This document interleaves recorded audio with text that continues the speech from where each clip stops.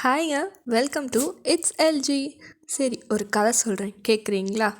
சரி, நம்ம லைஃப் தான் இவ்வளோ ஃபெயிலியராக போதே, நம்ம டேலண்ட் இந்த உலகத்துக்கு காட்டுவோன்னு சொல்லி நான் ஒன்று பண்ணுங்க.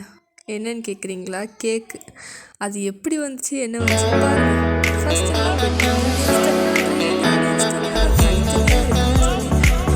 சாட்டெல்லாம் போட்டேங்க. போட்டுட்டு அதே மாதிரி ஃபாலோவும் பண்ணேன்.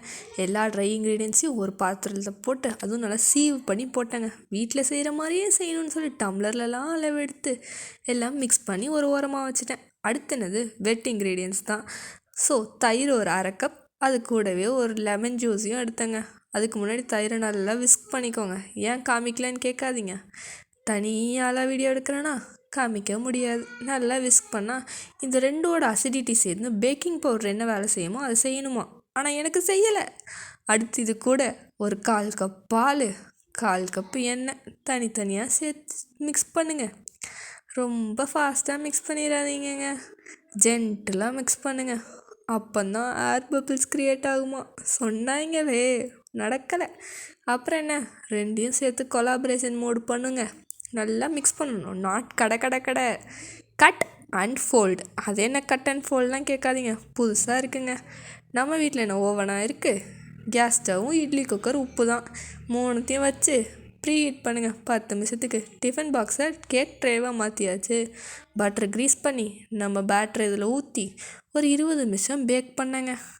பேக் பண்ணி ஒரு 20 நிமிஷம் கழித்து எடுத்தா என்ன வந்துச்சுன்னு பாருங்கள். இதுதான் நான் செஞ்ச கேக். இதோட நிப்பாட்டினேன்னா ஒரு 3 ஸ்பூன் ஜாமு, அதில் கொஞ்சம் தண்ணி சூடு பண்ணி எதுக்கு கிளேஸு நல்லா கிண்டினேங்க. கிண்டி அந்த கேக்கு மேலே ஊற்றினேன்.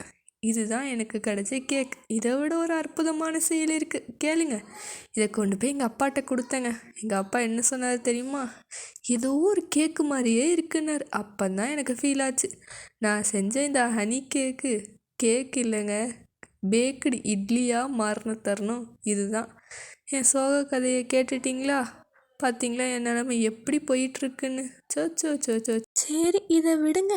இந்த மாதிரி சொதப்பல் மற்றும் அசத்தலான வீடியோஸ்க்கு இட்ஸ் எல்ஜி யூடியூப் சேனலை சப்ஸ்கிரைப் செய்யவும், பக்கத்தில் இருக்க பெல் ஐக்கானை தட்டவும். இது மட்டும் பத்தாதுங்க, லைக் பண்ணுங்கள், உங்கள் ஃப்ரெண்ட்ஸோடு ஷேர் பண்ணுங்கள். அடுத்து இந்த மாதிரி என்ன வீடியோஸ் வேணும்னு சொல்லி கமெண்ட் பண்ணுங்கள். அதாவது கரெக்டாக வருமானு பார்ப்போம். பாய்.